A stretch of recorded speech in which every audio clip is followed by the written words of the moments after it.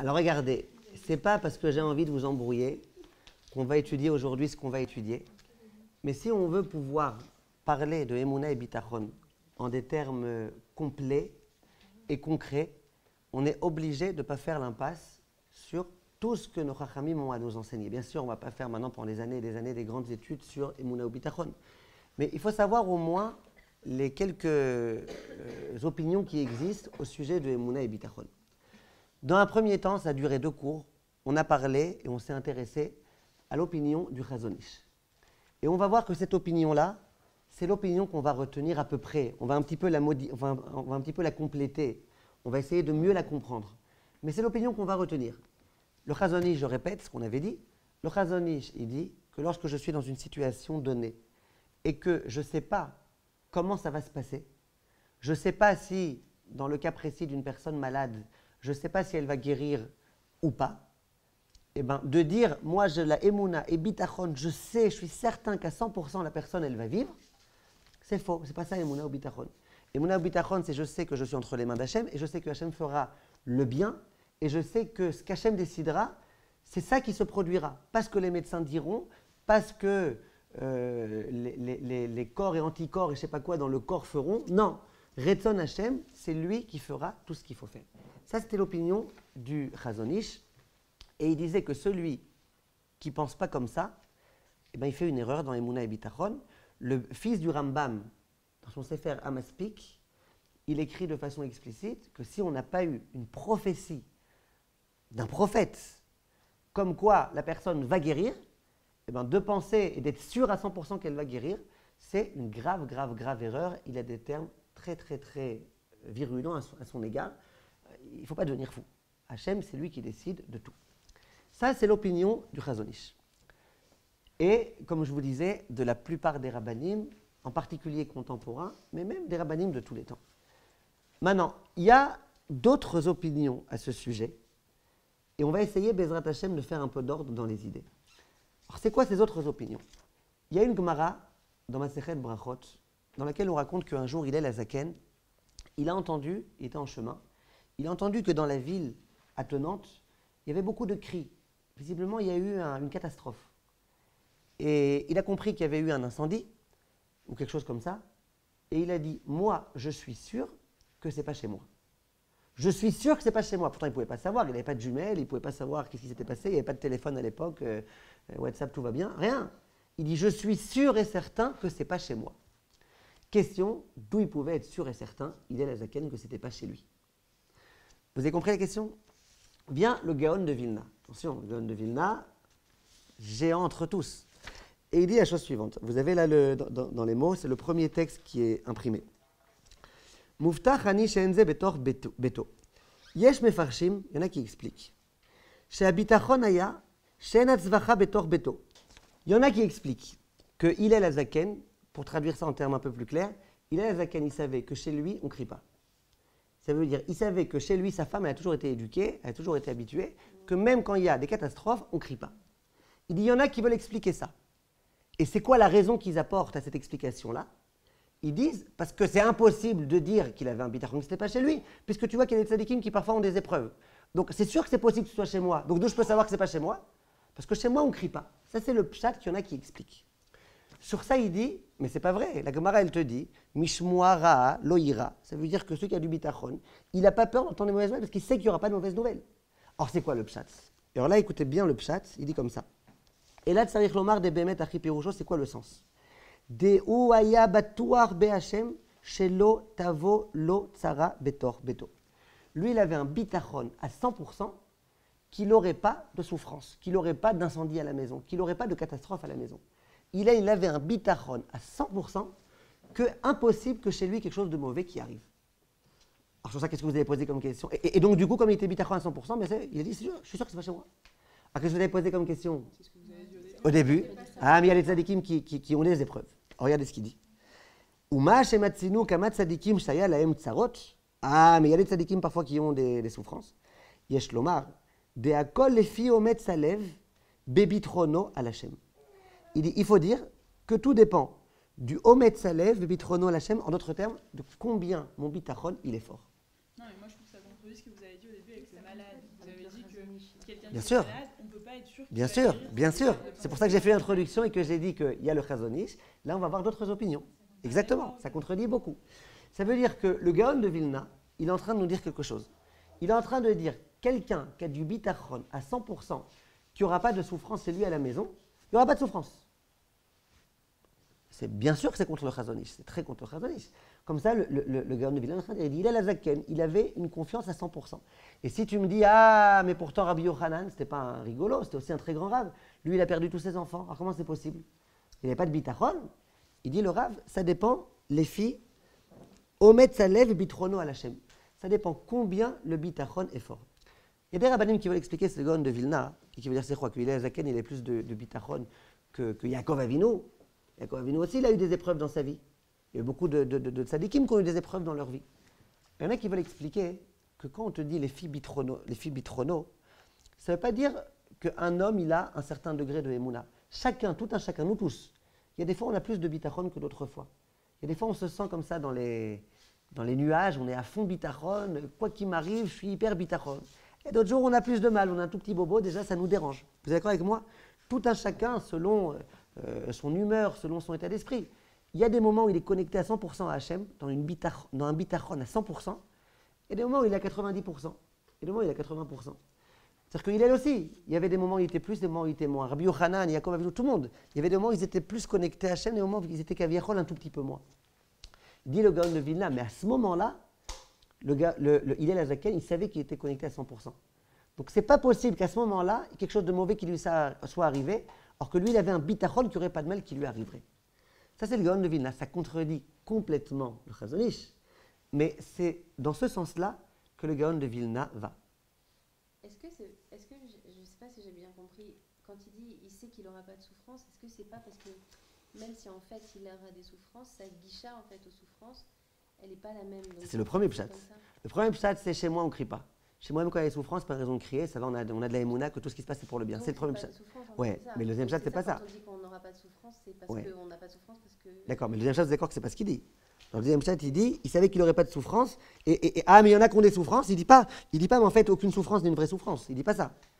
Il dit, il y en a qui ont des souffrances, d'accord, visiblement, ils n'avaient pas assez de émouna. Pour vous dire plus précisément, il y a une Gemara dans laquelle on nous dit qu'il y avait un rave, il disait, moi, à ma tfila, je sais si la personne, elle va vivre ou elle ne va pas vivre.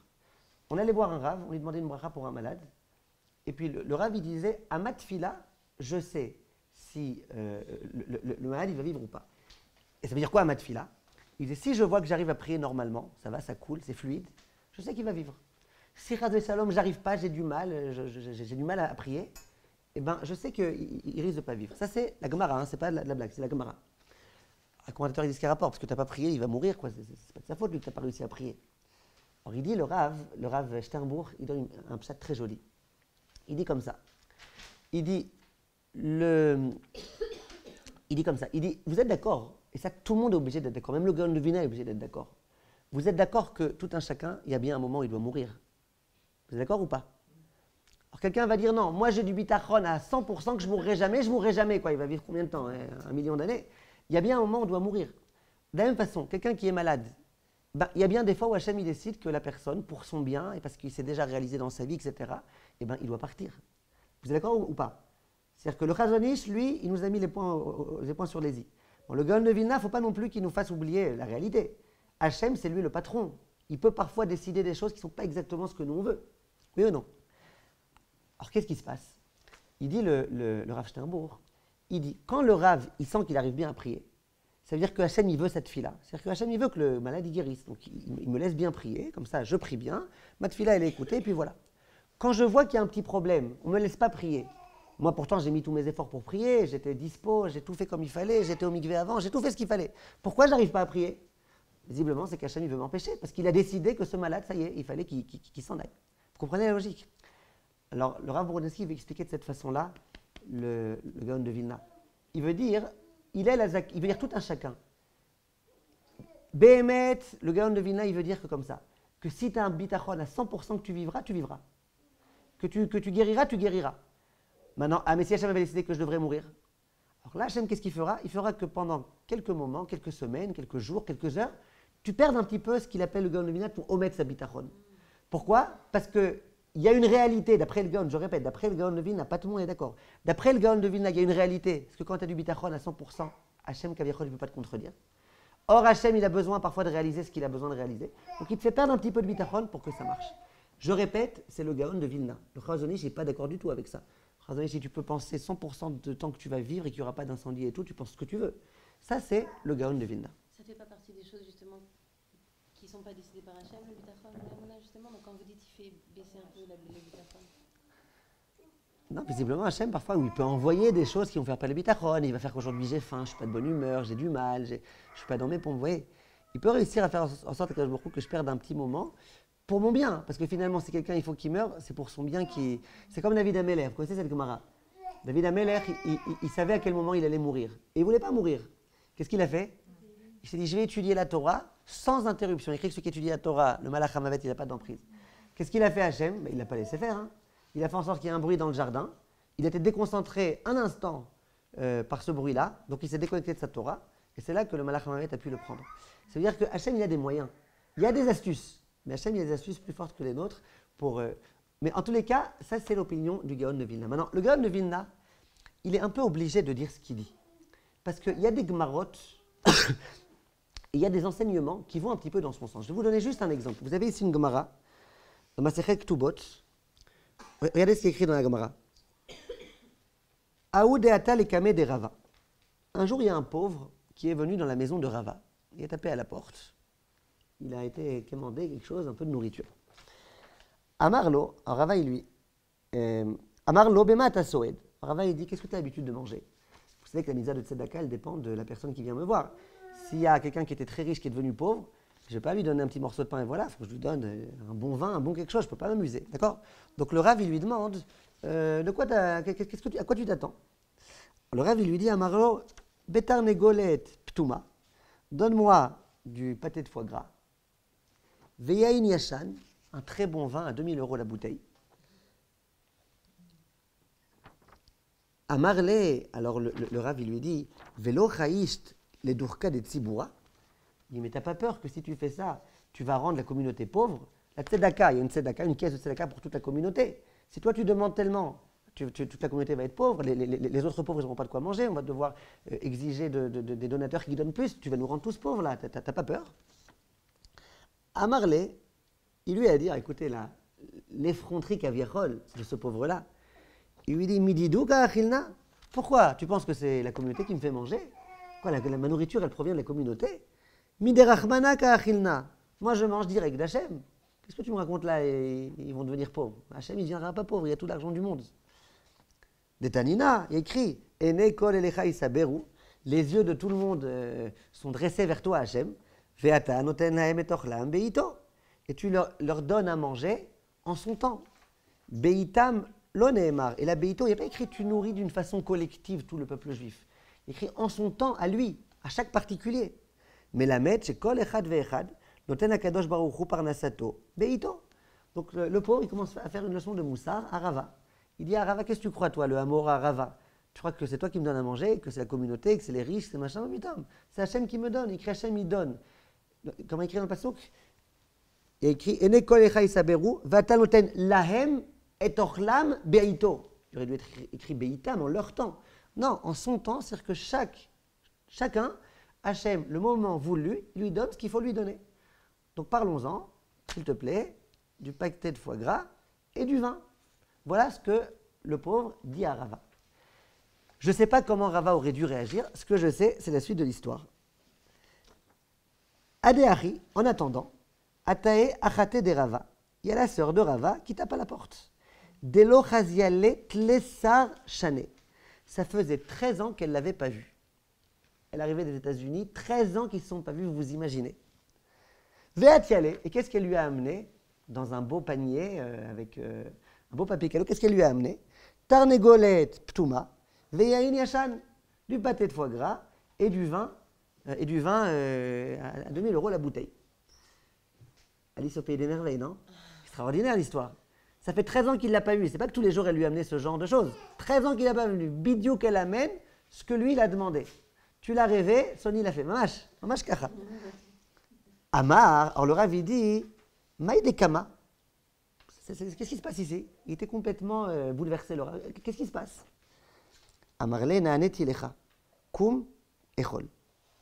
Il lui a dit, eh bien tu vois, voilà, c'est toi qui avais raison, moi j'ai trop parlé, comme ça Rachid explique sur place, il dit, moi j'ai trop parlé, j'aurais pas dû parler autant, j'ai trop parlé, va et mange. En d'autres termes, va manger ce qui te revient. Qu'est-ce que cette Gemara, elle vient nous expliquer? Si cette Gemara, elle est racontée, c'est pour nous donner une leçon. C'est quoi la leçon de la Gemara? Ben, la leçon que la Gemara, elle veut nous donner visiblement, c'est un petit peu comme le Gaon de Vilna. C'est que si tu penses et que tu es persuadé à 100% que Hachem, maintenant, il va te donner du foie gras et du vin, et ben c'est ce qu'Hachem, il te donnera. Vous êtes d'accord avec moi? C'est ce qui est écrit dans la Gemara. Le Rav Chaim Shmulevitch, il reprend cette Gemara et ces enseignements-là.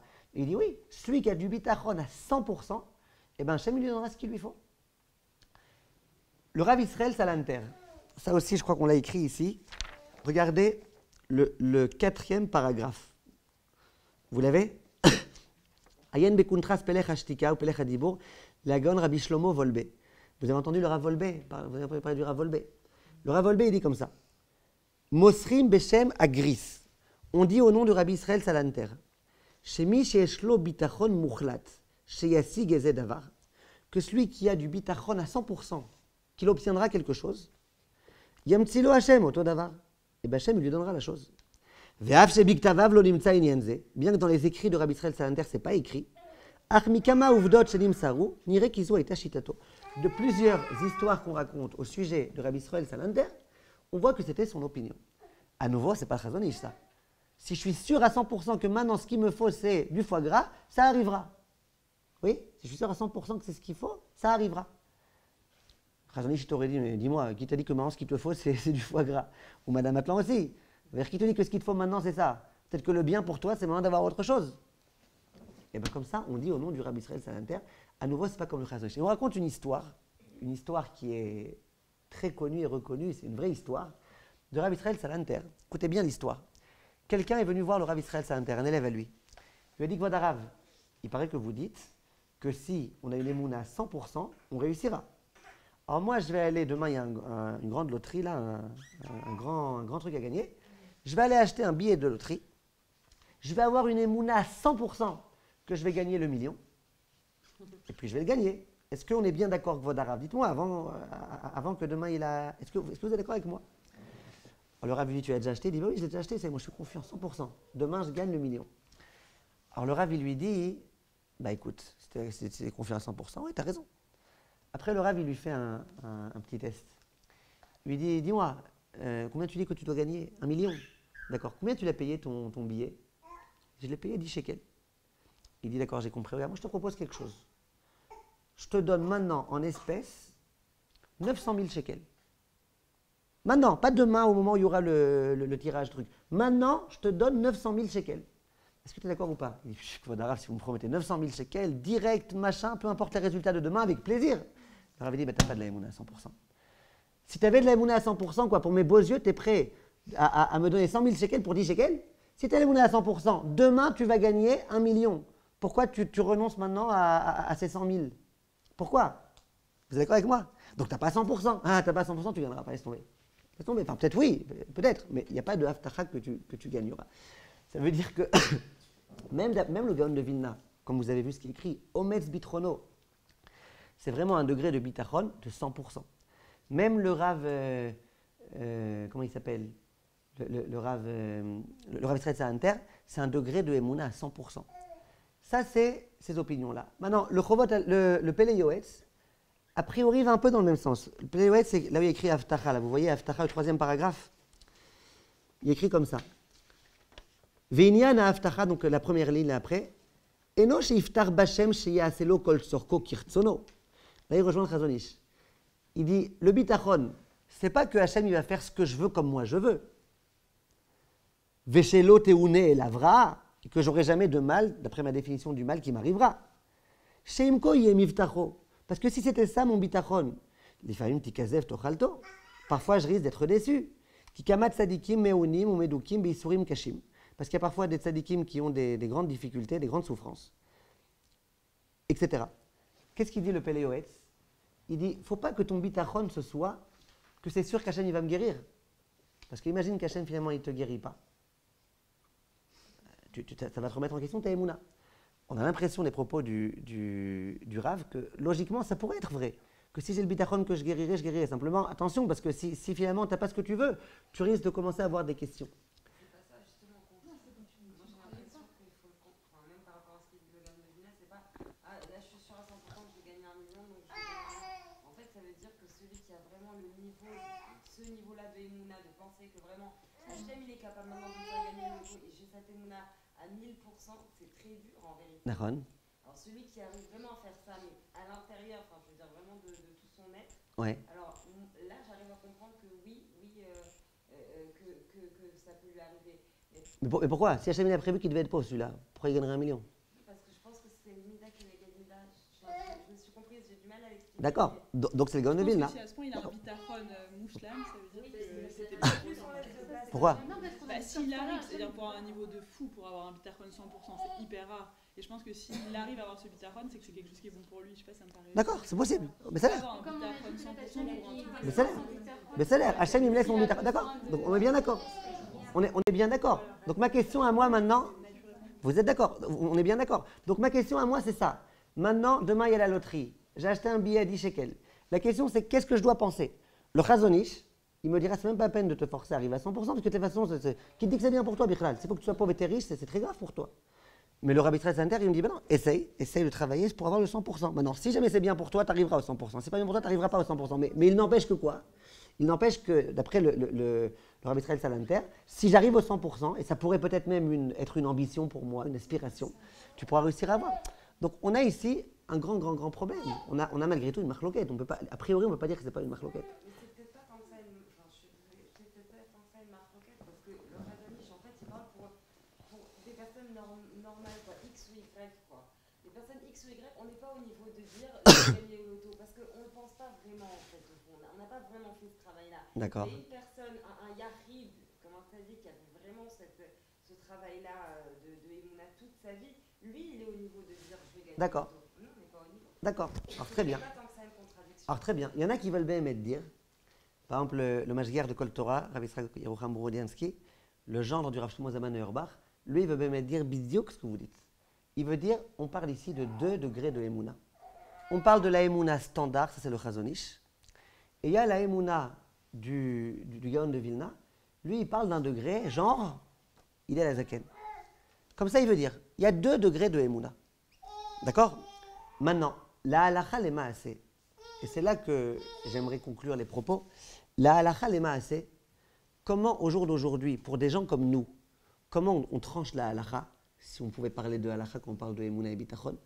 La halakha aujourd'hui, les grands de la génération, Steipeler et compagnie, ils ont dit qu'aujourd'hui, le degré de Emouna qu'on doit avoir, c'est celui du Chazonish. Ça veut dire la façon dont on doit raisonner, la perspective dans laquelle on doit être quand on a une difficulté, elle ne doit pas être je me la joue au Gaon de Vilna, c'est bon, je suis sûr à 100% que ça va marcher, etc.